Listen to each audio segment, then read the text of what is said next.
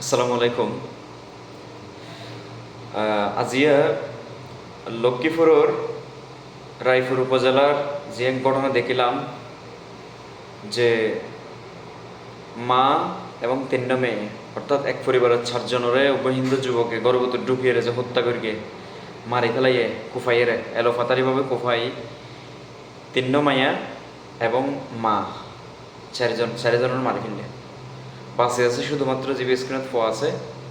অর্থাৎ যারা ছবি দিই এটার ভিতরে যেভাবে ফোয়া আছে বাসি আছে শুধুমাত্র গোমরত ফোয়া বাসি আছে বা হয়তো গরত নোয়া ছিলেন আমরা হয়তো আল্লাহ তালা বাঁচাইয়ে নাম মধ্যে শিফাত 2019 সালের মধ্যে নিজের বাপ হকারি করত।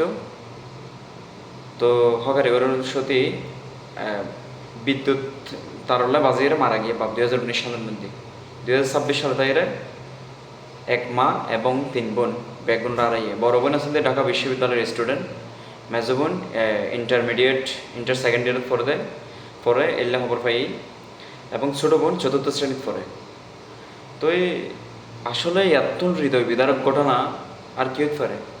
বিষয় না চিন্তা করেছেন যদি অনর বিষয় হইতে পারে অনর পরিবার হইতে পারে যদি আর পরিবার হইতো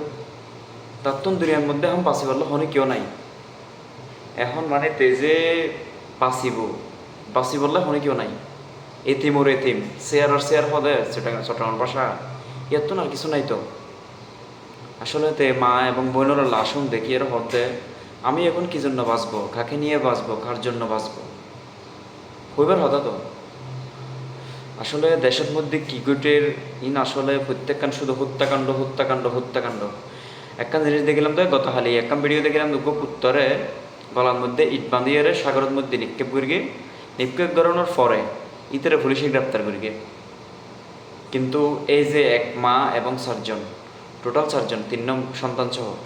এই চারজন হত্যাকাণ্ডর যে হত্যা করি হিন্দু যুবক ইতার বিচারিয়াকে আসলেই পাইব, আসলেই কি হইব বাংলাদেশ ভাই বাংলাদেশ আসলে আল্লাহ ছাড়া কেউ না জানে ঘটনা ভবিষ্যৎ আরও কি দেখি আল্লাহ তালা আরও কি দেখায় আর তো বিষয় দেখিয়ে আসলে